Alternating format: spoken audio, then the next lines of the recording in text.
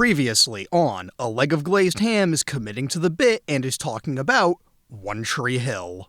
Anyways, it's time for Dan's end-of-season tragedy when someone attempted to murder him by drugging him and burning down the dealership with him inside it. And by someone, I mean it's incredibly obvious. It's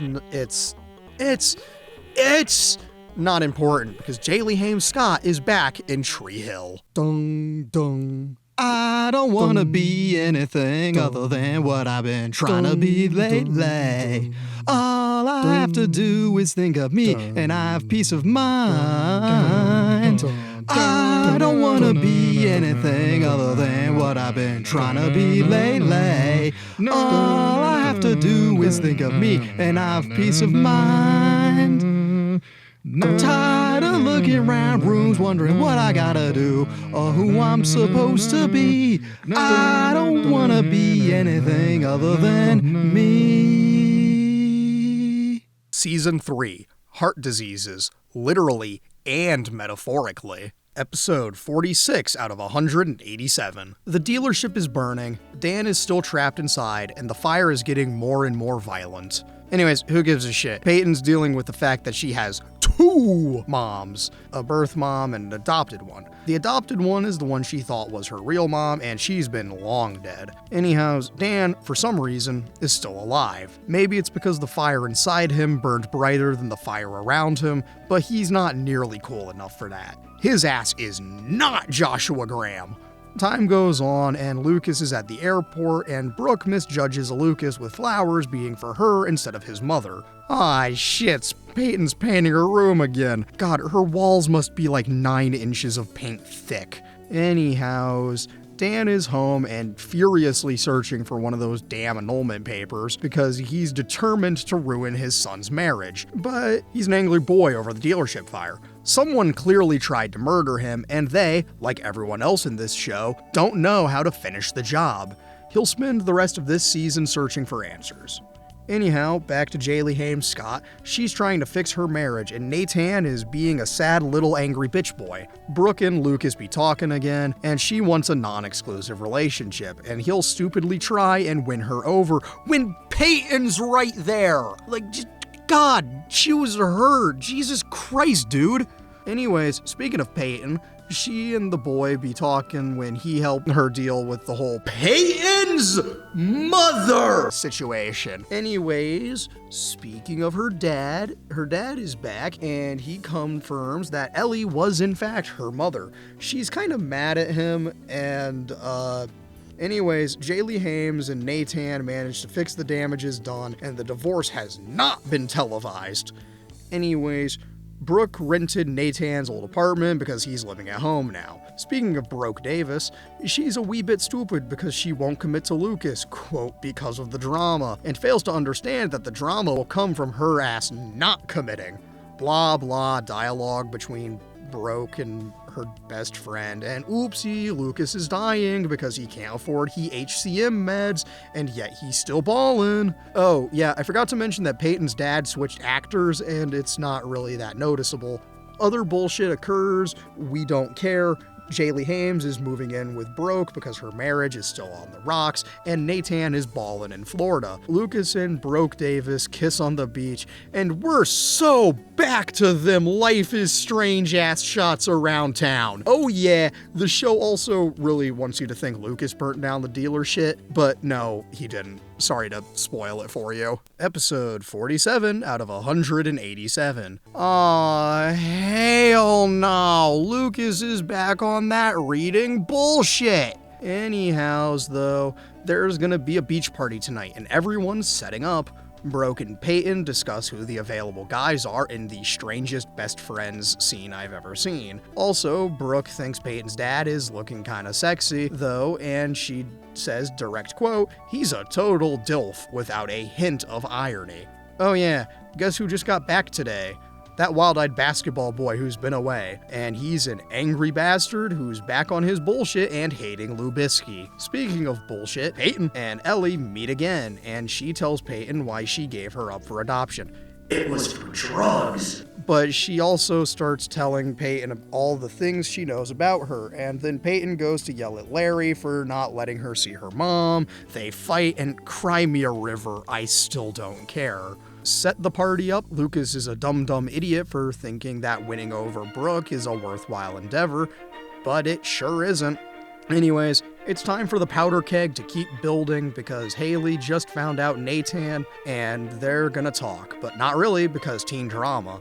Lucas spots Ellie buying a little weed because it helps her deal with the pain. What pain, you ask? Well, she's got the results of the test back and she definitely has breast cancer. Anyhows, it's party time, but first, Dan discovers that the dealership fire investigation has been closed. Oh, good heavens. Anyways, it's party time, and Peyton starts the party by blasting that sad shit. That's my girl, unironically. Anyways, Lucas is standing around like a sad sack of shit at the party. That's my boy! Yeah! Lucas and Peyton talk. Brooke comes and interrupts them by asking Peyton to change the music, and she does with a very snarky look on her face. And then it's time to dance montage. Lucas has to go find Nathan and drag him to the party. Also, for the first time in the series, we get party shenanigans montage set to Sugar We're Going Down. But then Nathan shows up and it turns out Peyton was ready for this shit to happen, since she had Jaylee Hames's When the Stars Go Blue queued up and ready to go at a moment's notice for addition 10 to the Ryan Adams song counter. Then Nathan appears and they start talking again, and they're apologizing, but not really because drama. Anyhows, Lucas goes to comfort Jaylee Hames because he can't comfort himself over Brooke. What he does do is ruin Brooke's chances of getting with any other guy that night by giving a certified Lucas speech about how he's the guy for her and she can't see it yet. All of the guys that were near her immediately move along. Now Lucas can go and comfort Jaylee Hames. 48 out of 187. It's the first day of school, and nobody likes Jaylee Hames except for Lubisky and Broke. Seriously, everyone's harassing her. Mouth has a very bitter, angry rant, and it's so funny, but I can't repeat it here. Guess who's back, though? I guess Coach. You guess right. Anyhows, Dan is trying to replace Coach, but you can't get rid of the hero of the story. He's too powerful. Anyways, Ellie finds Lucas and asks him to help her get a second chance with Peyton because she's dying. He'll get to that, but Dan's got to accuse Lubisky of attempting to burn down the dealership when Lucas is actually the one who saved him. They angrily pass a basketball between each other while vaguely threatening each other, and who gives a shit? Not me. Coach keeps assigning detention to Jaylee Hames and Nathan. It's funny. People keep bullying Jaylee Hames. It's funny. Everybody betray Peyton and she runs off crying. It's funny. Anyhows, Brooke's about to start a fashion designer career, but we'll get to that. It's the night of the council's meeting to remove Coach, and every single person stands up to keep Coach because they love him. Eventually, Coach comes out and he makes the announcement. Bad news, boys. You're stuck with him. That's right. Coach lives on to coach another day, much to Dan's dismay. Lucas and Peyton talk, and Lucas breaks the cancer diagnosis news to her, and she brings up how Lucas secretly saved Dan, but Dan overhears her say, "Your little secret with Dan and the fire."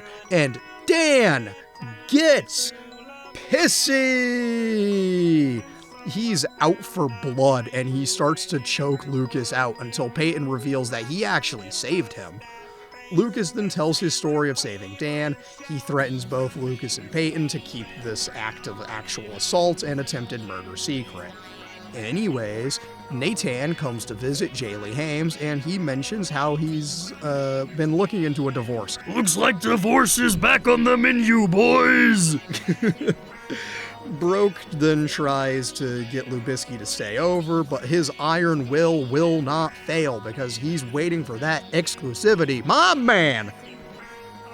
Then we get the bombshell news that this is Coach's last season. He's retiring at the end, win or lose. Anyhows, Broke has a box of letters to Lucas? Huh, that's weird. Surely this won't be relevant again. Dan is using money to get some more information for his own revengeance. The episode ends with Nathan and Jaylee Hames walking to class together because they settled their differences. Isn't that nice? Episodio 49 de 187. There's a costume party tonight. Jaylee Hames and Lubisky are getting ready for it, and blah blah, nobody gives a shit because the next scene is Dan blackmailing the mayor for having a sex scandal. Dan is using this to secure his own mayoral candidacy. This will cause Dan and Deb to have a Looney Tunes-ass series of events trying to sabotage each other during his campaign. Lucas steals money from the cafe to buy some heart meds because he still hasn't told anyone. Brooke makes her own costume and flirts with Lubisco. Peyton's costume is appropriately goth and it hits different. Lucas gets trolled, etc., etc. Nathan is about to make a deal with the devil in order to make Haley happy. Costume party time first, and Mouth shows up in a leisure suit. Remember, my boy can dance, so you know he's gonna get an awesome dance sequence. Nathan's here, and he's the Dark Knight. Anyhows, I forgot about this character, and I swore I had more time until the requisite unlikable asshole came back to town. This is Rachel, and she's like Brooke, but even more of a bitch. She hits on Lubisky, and since Luke and Brooke aren't exclusive, he uses this to mess with her. That's my boy? I feel conflicted about saying that this time. Anyways, Nathan and Jaylee Hames talk, but she runs off, and things are gonna turn against him real soon.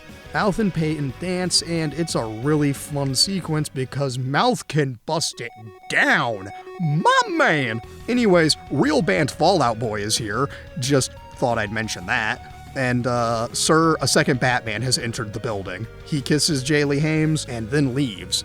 That sure wasn't Nathan, but Jaylee Hames doesn't know that, but she does know that Lucas stole the cafe money, and he breaks the news to her about his HCM. This is the first time he tells anyone this. Peyton goes to visit Ellie, they talk, and it's nice. Not nice is that worthless asshat Chris Keller is back, god damn it! Anyways, Nathan hired Chris to help Jaylee get her music career back because he cares about her, but he doesn't realize the shit he's gonna have to deal with the Chris Keller assholery. Dan engages in psychological warfare, Jaylee tells Brooke to be gentle with Lucas because his heart is literally more fragile than you think, Peyton has repaired the damage with her dad, and we get the Chris Batman reveal here, and that shit-eating grin on his face ends the episode. Jesus wept. Episode 50 out of 187. Midnight basketball game immediately erupts into a certified Super Smash Scott Bros match. Everyone starts fighting, the team, the cheerleaders, everyone. It's kinda based. We then flash back 12 hours and we'll see everything that leads up to this point. We're properly introed to Rachel, and it's not gonna be a fun season, is it? Her cheer tryout is basically a strip club routine, and it's not fun. Chris has to convince Jaylee Hames to start music again, and she stands up for herself. For Nathan!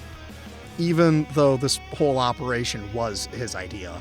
Speaking of shit ideas, look at Nathan. He's the captain now, and he hates Lucas. Hell, everyone kinda hates him. Anyways, Nathan convinces Haley to work with Chris as a trust test of sorts. Who cares about that? We are T minus 30 minutes until Fight Club. Jaylee Hames joins the cheer squad at Brooke's request. Everyone loves Rachel, much to Brooke's dismay, and everything is building up to beat down O'Clock. Anyways, as Dan gives some jackass speech about his unopposed mayoral campaign, Karen decides to run against him. Let's go political conflict! And let's go teen conflict! Because it's time for an all-out high school fight!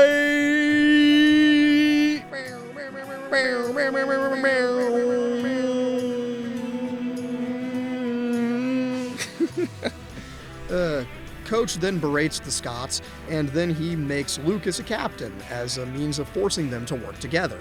Anyways, Lucas examines the C patch like he's in LA Noire when Rachel the whore pulls a season 1 Brooke and appears naked in the backseat of his car. Brooke gets mad at Lucas for doing what she said she wanted him to do, and then he gets mad at her for not getting the message he clearly got before you started forcing him into the other direction. Brooke sucks. Reject Brooke and Rachel. Go with Peyton. Anyways, Brooke decks Rachel again and walks away, leaving Lucas sad and Rachel extra hose mad. Well, would you look at the time? It's time for episode 51 out of 187. Everyone's fighting, and if they don't stop, there ain't gonna be cheerleaders or basketball. A life without basketball isn't a life worth living, so they all have to get their shit together.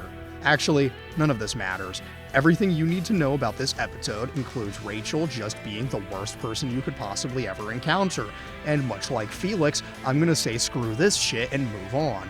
Lucas's heart condition is getting worse. And oh hey, it's been a minute, so we're overdue for another addition to the Ryan Adams song counter. That's right, we're up to 11 on the count now. Yippee! Anyhows, Lucas is dying out there, but no one can figure it out yet because he keeps lying. Lucas is gonna push himself till he collapses, and we kinda needed some more drama, or for one of the protagonists to bite the bullet. Also, extremely minor side note on Home State Pride, there's a map with locations of where famous musicians were born in Karen's Cafe, and they failed to mark the fact that John Mellencamp is from Indiana, but more annoying than that is no mention of the Jackson 5 being from Indiana. Yeah, Mikey Jackson was born in Indiana. The more you know. Anyways, home state pride aside, Lucas can't come clean about his problems, a lot like Mikey Jackson's estate. Shit drama occurs and the girls are fighting. Wahoo! Yippee! I love terrible writing. Yahoo! Waha! Anyhows, back to Lucas killing himself. He's running, trying to do the drill successfully, since he's got to start working twice as hard to get back to even playing slightly normal. This is not sustainable, nor is writing a show like this without an overarching plan. But the show must go on. Episode 52 out of 187. We get the weirdest opening montage of Lucas waking up in bed with a myriad of different women in different beds, including him waking up in bed with... Oh, Jesus Christ. Do I really have to say it? Really? Damn it. Alright, the producers are requiring me to say that there's a shot of him waking up in bed with Chris Keller in a certified 2000s homophobic comedy moment. Turns out it was just Haley James having a nightmare before she wakes up and gets into bed with Brooke and they start making out. Then it turns out Nathan was just dreaming and he laughs. Haha, funny.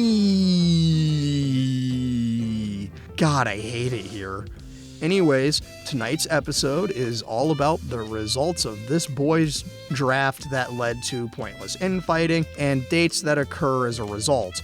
Basically, everything's going to shit for everyone that isn't Jaylee Hames, since she gets a date with her husband/not husband/whatever who gives a shit. All that matters is that Mouth was the #1 draft pick. My man! Well, Rachel's a bitch, she's a big fat bitch, she's the biggest bitch in the whole wide world. Everything sucks and it's all her fault. Not even a Ric Flair woo could improve my mood now. Woo! Okay, never mind. That hit good. Skills gets forced to watch a movie with Bevan, and it's The Notebook, starring, wait a minute, is that who I think it is? Oh, no way, it's literally me! You know him from Blade Runner 2049, Drive, and most recently, at the time I was writing this, Barbie. Give it up for an on-screen TV screen cameo by Ryan Gosling! Anyways, we get assorted wacky dates and see that Brooke, Jaylee Hames, and Nathan have a shit night. Except Nathan and Jaylee Hames kind of patch things up at the end of the night. Anyways, Lucas makes a blindfolded shot to prove that he's truly in love with Brooke. Then Rachel's a whore and she strips down to just her panties and I want to vomit. But Lucas, ever the hero, shuts her shit down. And he then heads to go get Brooke. But then she gets drunk and has a moment of weakness, which is a long-winded way of saying she sleeps with Chris Keller. There is no God in Tree Hill. But hey, at least Peyton and Mouth had a good night hanging out with his grandpa who's got dementia. Jesus wept. Episode 53 out of 187. Brooke is coping with her drunk decision-making, Nathan punches Chris Keller, which was the ultimate power fantasy for me, and life still kinda sucks. Anyways, guess who's angry painting? That's right, Lucas. Anyways, guess who's basically been hate crimed by Rachel? That's right, Lucas, when she covered his locker in what's essentially gay porn and pride flags. God, she is the worst. But who cares? Who gives a shit? Tonight is the first game of the season. However, the boys are still fighting and being sad over the girls. The girls are sticking together like champions. Then, as the game is starting, Coach breaks the news to the boys that he's retiring at the end of the season. This game is a disaster because Lucas's head and heart just aren't in the game, so they lose, and Dan comes in to berate the boys. But then they start berating him back. So what does Dan do? He physically assaults Nathan. Everyone stands up for the boys, and they get a recording of Dan's funny little incident. So, they try to give Rachel some characterization, but it doesn't erase how shitty it is, so I'm making the executive decision to ignore this shit-ass attempt at characterizing a bastard character. At least Nathan and Jaylee Hames are having a good night, though, and they're getting close again. In fact, they walk home together. Also, the Brooke subplot I've ignored involves a large company stealing her clothing designs, and so she steals the clothes with Peyton and Jaylee Hames, and they both get arrested for shoplifting and go to jail. Hell yeah! Mouth delivers the Dan assault video to Karen, and Lucas chucks his pills into the river like an idiot. Hell yeah! Woo!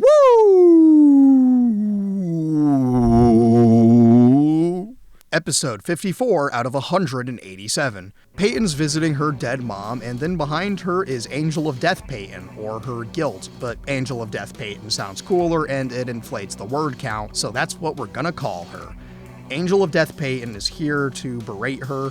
Also, sorry, Jaylee Hames, Peyton, and Brooke got arrested in the beginning of this episode. My apologies. Anyhows, it's time for Nathan and Chris Keller to have a little adventure because Chris Keller lost all the money gambling. Maybe he's not so bad after all. He just like me, for real. I'm poor. Anyways, Lucas is gonna bail the girls out of jail, even if it means him discovering Brooke's letters.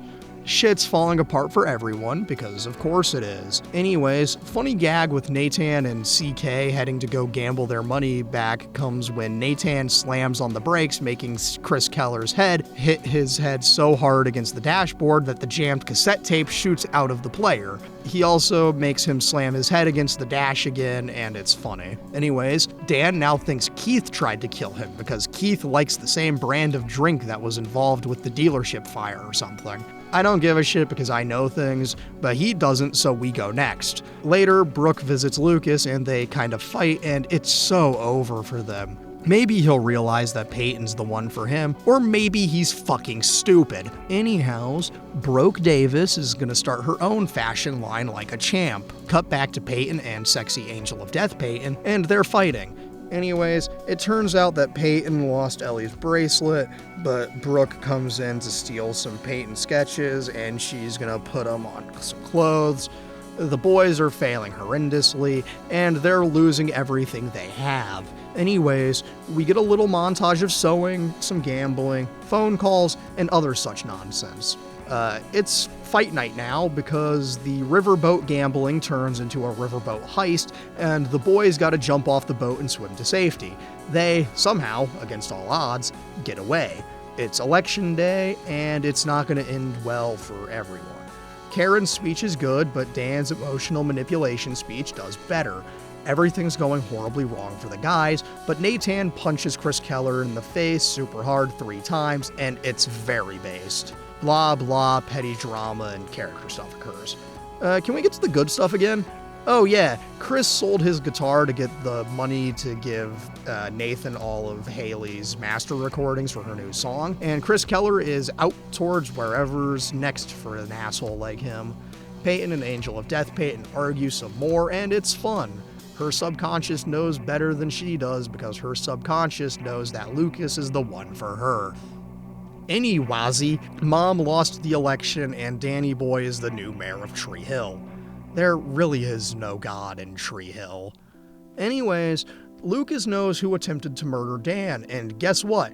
It was Deb the whole time! Nathan listens to Jaylee Hames Scott's new song, and then he tells Jaylee the good news, and they're getting close again. But then he tells her that his mom is gone and his dad is the mayor. Everything's going to hell, but they're getting back together because he asks her to stay with him tonight. So you know what that means. Funky Town shenanigans, baby!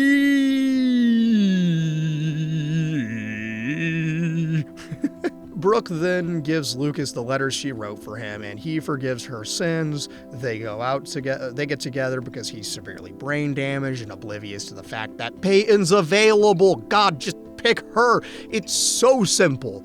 But no, he's stupid.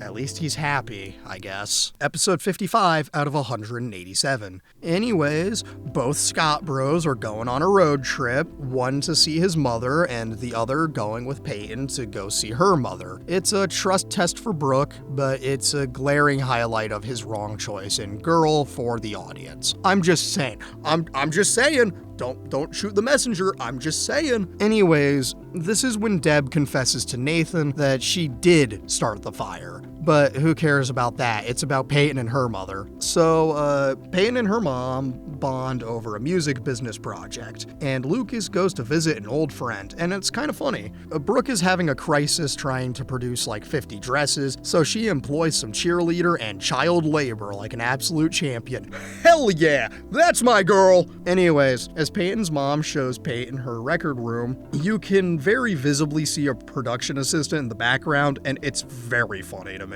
Anyways, things are going well until they aren't, but it won't matter. Everyone will patch things up, you know? Anyways, Ellie is probably gonna die soon because she stopped her treatment. Actually, Ellie and Peyton did almost immediately patch things up, so it's all going well.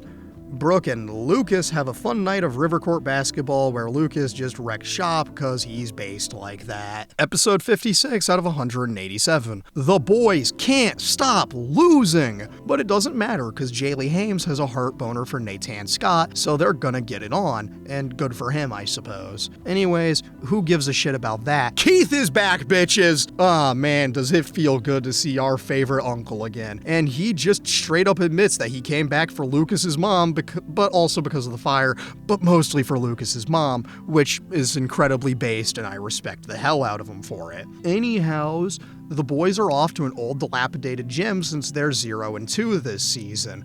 They're gonna fix up this old gym so they can learn to work together as a team. You know, because that's what coach made you do, and I remember when I had to do that and when I was in sports. Don't worry about that.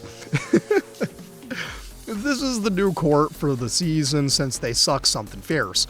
Blah blah, actual teen drama surrounding unprotected sex and shit, and we don't car. Get to the chaos again. Oh, there it is. The boys are fighting, Nathan leaves the gym, and all is kinda shit. Keith visits Dan and gets straight to the point, but they're gonna get nowhere. Dan is still trying to screw Nathan's marriage over, but of course, it ain't. Karen and Keith flirt, and we all know where this is going. Keith is the definition of knuff, and this predates that by almost 2 decades. Nathan and Jaylee are fighting again, and guess what? Looks like divorce is back on the menu, boys! Anyways, Lucas and Brooke are having the opposite night, and they're really sweet together, but she's not Peyton, so I have to hold out for a hero. Other things happen, it don't much matter to me, so let's keep on moving, yeah? The basketball boys discover that this court actually has some hidden tricks up its sleeve, just like Dan, who has Keith arrested over nothing. Kinda based move, I'm not gonna lie to you. Dung, dung. I don't wanna be anything other than what I've been trying to be lately. All I have to do is think of me, and I have peace of mind. I don't wanna be anything other than what I've been trying to be lately. All I have to do is think of me, and I have peace of mind. I'm tired of looking around rooms wondering what I gotta do or who I'm supposed to be. I don't wanna be anything other than me. Season 3.5, Neon Genesis Tree Evangelion.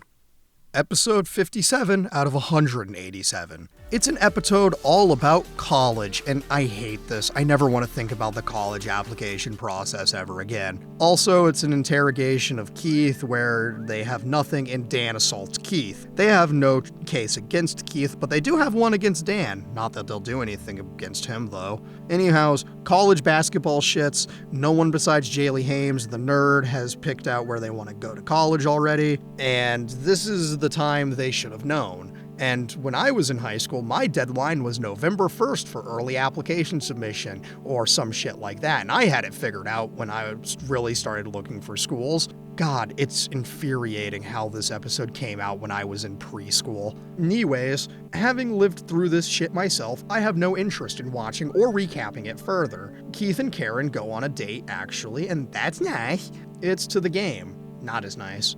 Anyways, Lucas just wrecks shop in the game since Nathan isn't allowed to play tonight since he skipped his poli-sci class. I don't blame him. I'd kill myself if I had to take a poli-sci class. I'm sorry to my poli-sci friend who might be seeing this. Probably not, but hey buddy, if you're watching this, fuck you! I don't mean that. You're a great guy. Sorry, no tangents. No more tangents. Anyway, Nathan skipped his poli-sci class since Dan was a guest speaker. So Lucas decimated the game and he used the court to his advantage to get the game-winning score. There's some other bullshit in this episode, but I don't give two shits, so let's keep on moving. 58 out of 187. It's basically a hurricane out there, and while Lucas and Brooke are off to have their sexy adventure time, Keith and Karen are off to actually have their own sexy adventure time, just as Nathan and Jaylee Hames are off to have their own sexy adventure time. So the power goes out, Brooke gets mad at Lubisky when he shows concern over Peyton potentially being alone during the blackout, but whatever, it'll be fine eventually. Dan uses the blackout as cover to break into Keith's apartment because he's still looking for clues on the dealership fire incident. Sorry, I should have said he's still looking for clues on the dealership fire incident. Brooke gets ultra pissed at Lubisky for reusing words that he doesn't even remember writing because, oopsie, they were in a letter to Peyton. Brooke only knows this because she's apparently Cole Phelps and went searching through Lucas's things when she lived in his bedroom. Anyways, speaking of bedrooms, Keith and Karen are gonna get it on. There's a rain fight with Brooke, ultimately leading to Lucas giving yet another one of his signature embarrassing speeches, and they start making out in the rain. Let's see, Peyton has kind of a shit night when Ellie reveals that she's kind of dying, but it gives her some perspective changes and shit, so that's nice. Nathan and Jaylee Hames are making out in the rain and they're gonna have some fun. The next day, Ellie has gotta go home, and so she does.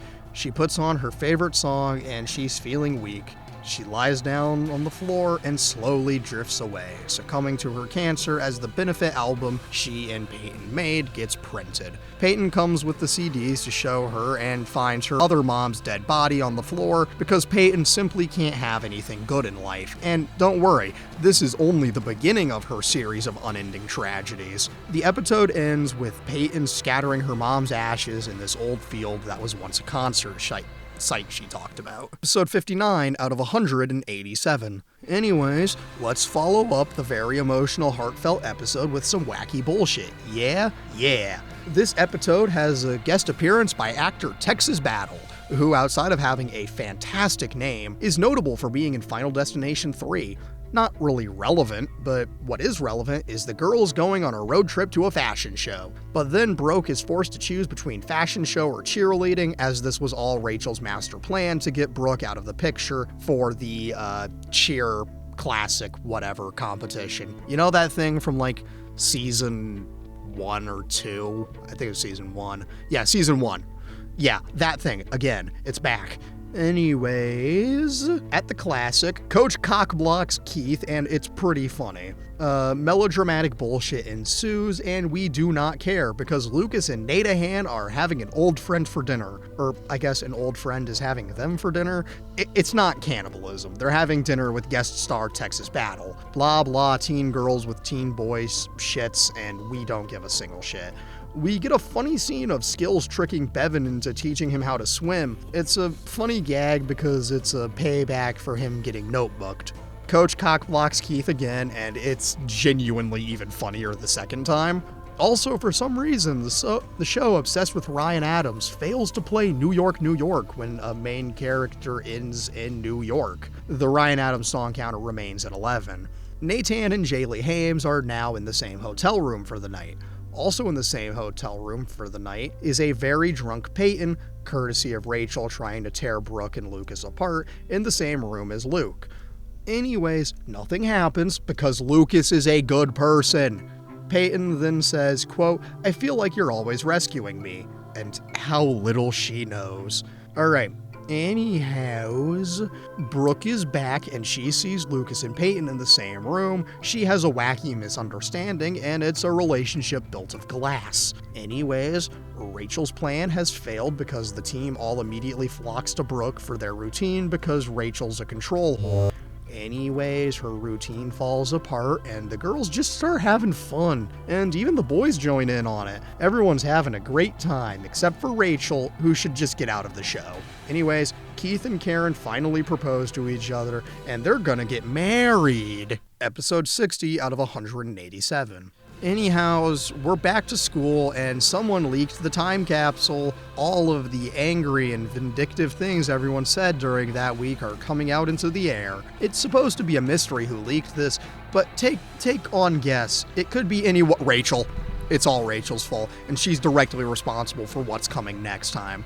We established that this kid, Jimmy, who was in the first few episodes of the show before just disappearing, is getting bullied, and it's getting pretty bad. And in a post-Columbine world, we all know where this is going, regrettably. However, maybe, just maybe, it won't come to that. Lucas and Mouth go to try and patch things up with Jimmy, but things go horrendously wrong during the benefit concert when people start physically assaulting Jimbo for no reason. Anyhow, did anything else matter during this episode? Let's see. Keith and Dan have a pretty big fight because of the ledger, but Keith turns it around on Dan and they're at a stalemate. Dan has got to do something we're both going to regret if he's going to get out of this unscathed. And, oh yeah, actual musician Pete Wentz from Fall Out Boy hits on Peyton? Also, Lucas then agrees to let Keith adopt him so they'll all be one happy family. Also, Rachel keeps igniting the fire in the whole Jimmy situation, so we'll just have to pray it doesn't actually come to that. So I'm gonna break character here for a second, and I wouldn't talk about episode 61. However, it's tragically plot relevant, and thus I'm required to.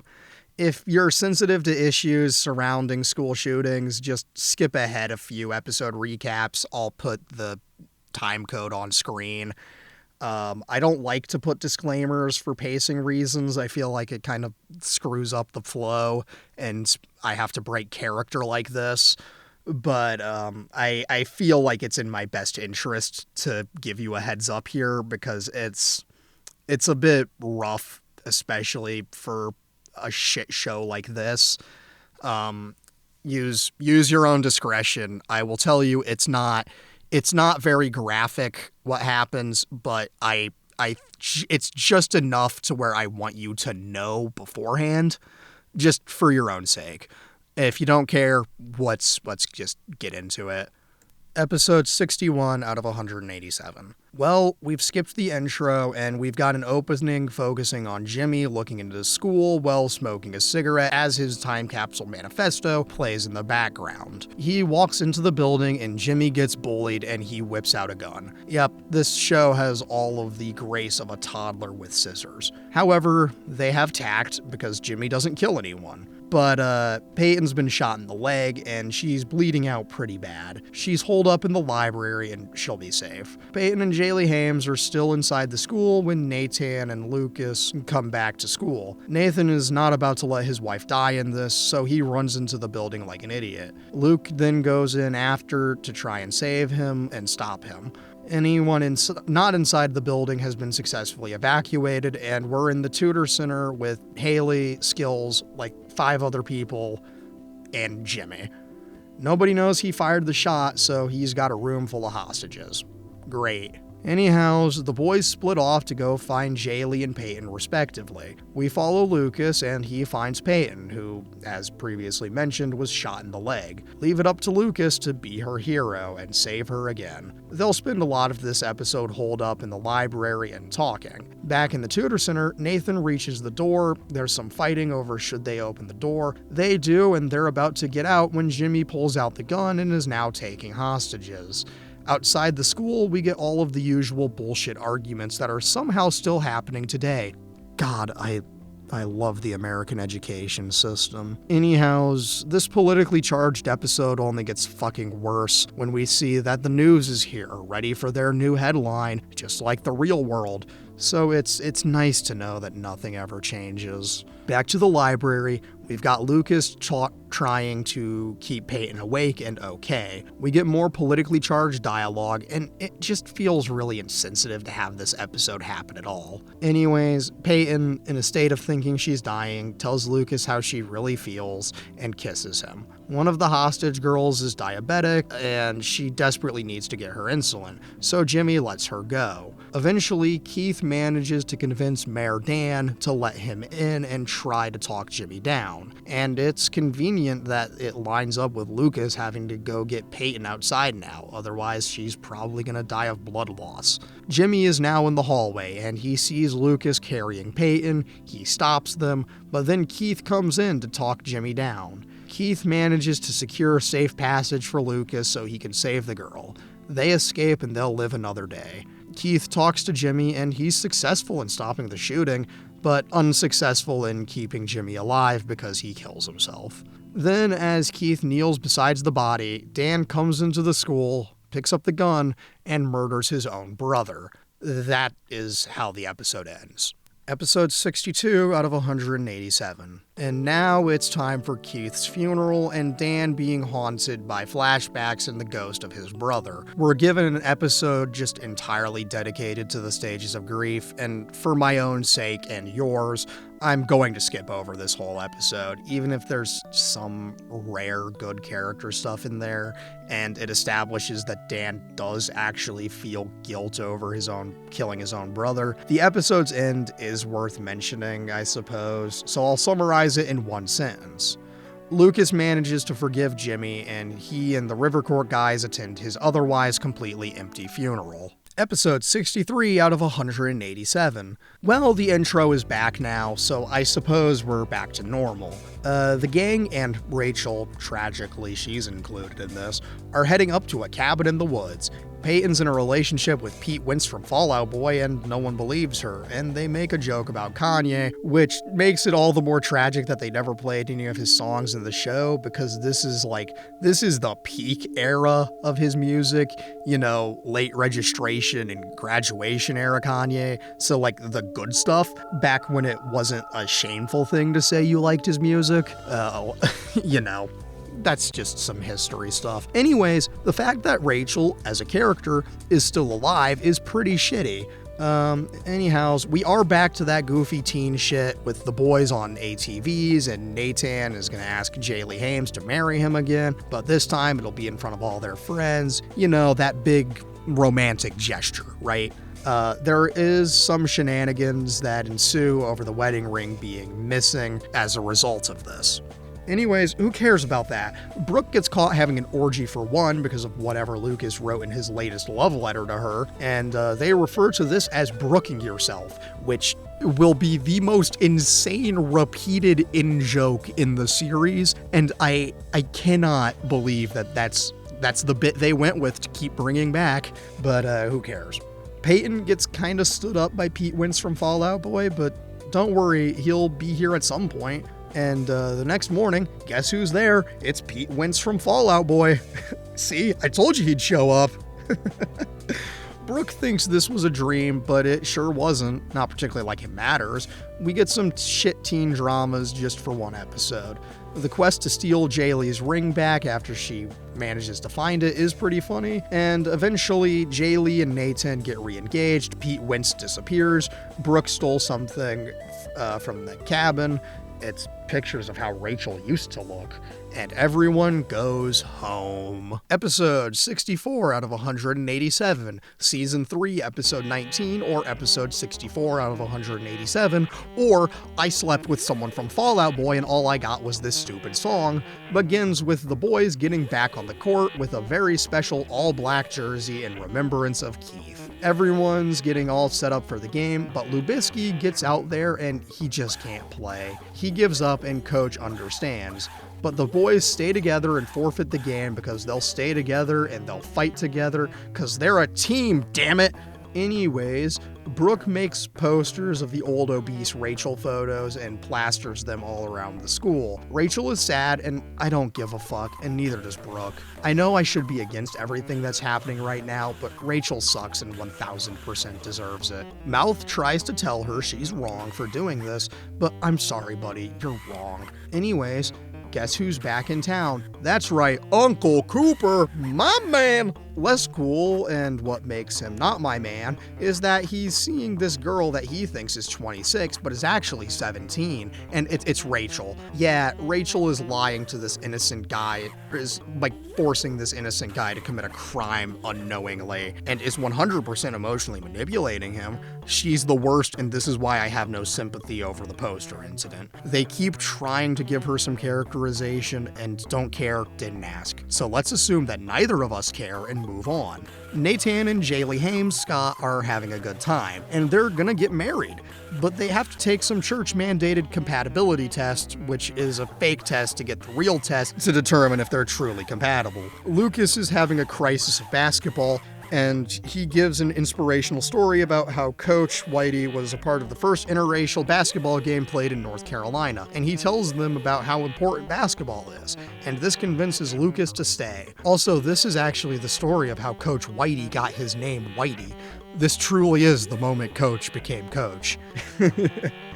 Anyways, this all convinces Lucas to stay. Lucas finally comes clean about his heart condition and tells how he hasn't been taking his meds and how he's letting go of the game. It's a shame, but now he's gonna go tell his mom that he's been lying to her as he walks out of the gym and all that jazz. Peyton breaks things off with Pete Wentz because her dad tells her that she should really think about who she wants to be with, and just take a stab at who you think it is. Just use your head and heart and think about Lucas. Just kidding. It's the return of Jakey and his big mistakey. She's in Georgia now because she thinks that he's the one for her and not Lubisky. Episode 65 out of 187.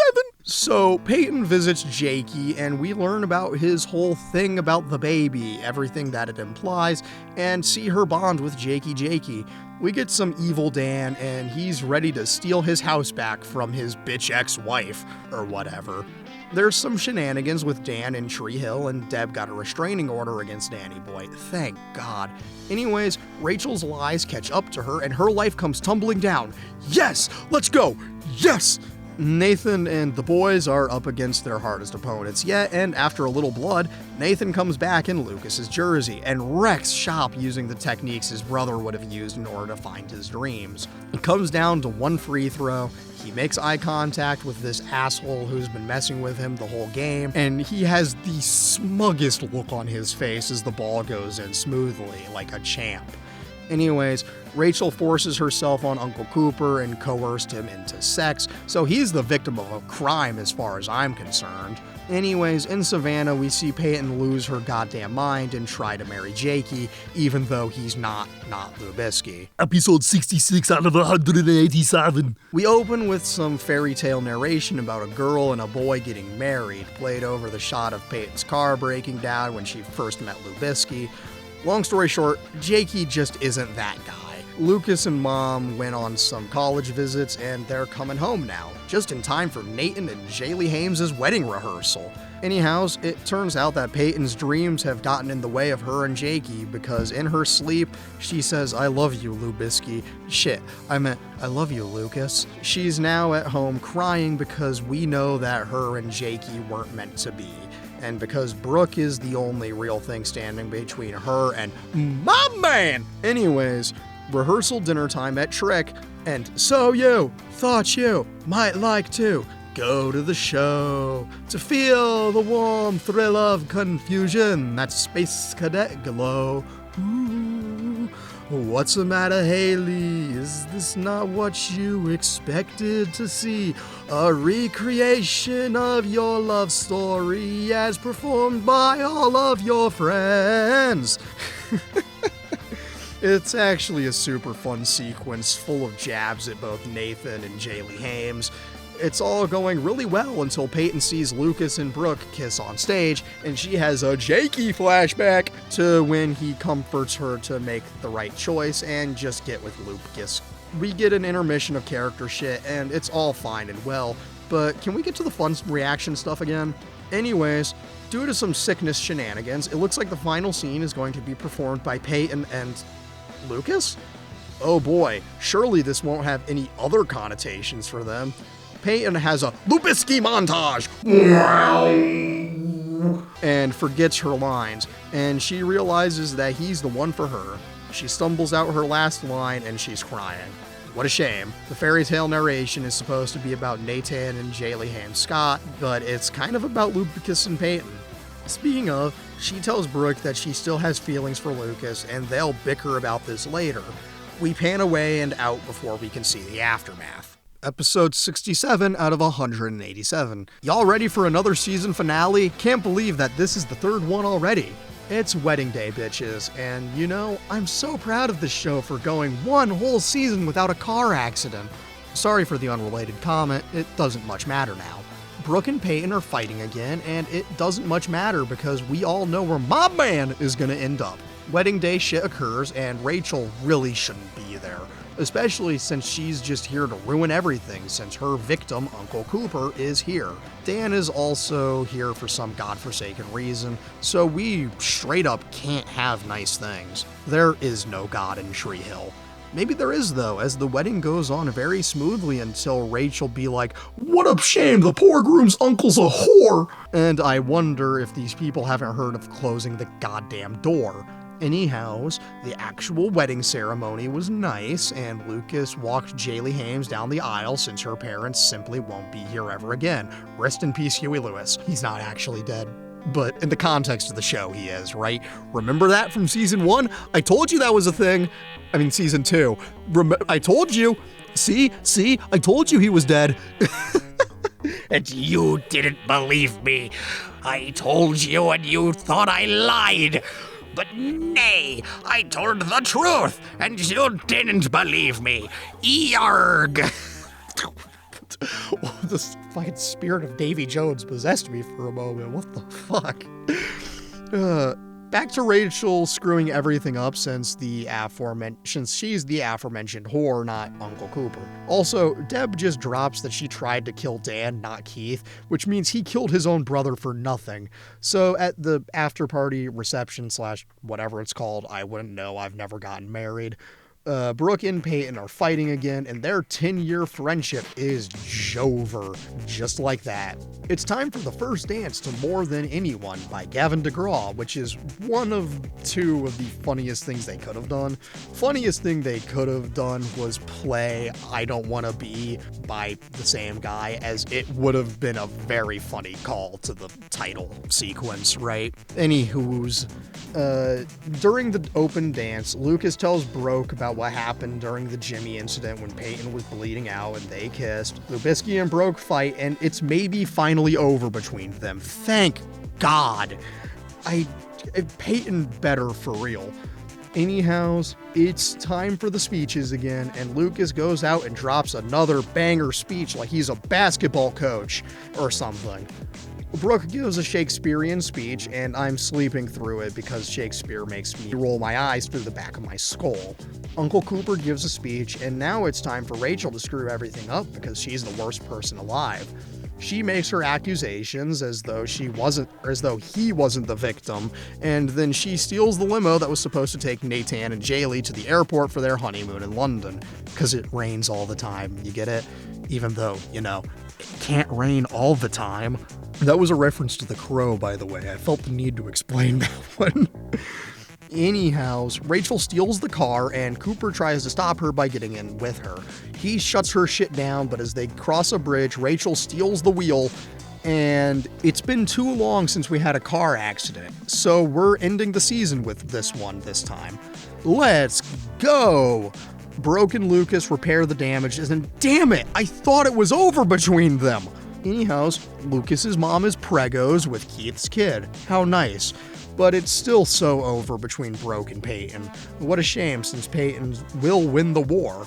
It turns out that the pregnancy test Luke found on the table at the wedding was actually Jaylee Hames's, and she's preggo, and she's gonna tell Nathan, but then the limo with Uncle Cooper flies off the bridge and Nathan has to be the hero. Heroically, he saves his Uncle Cooper, and stupidly, he saves Rachel.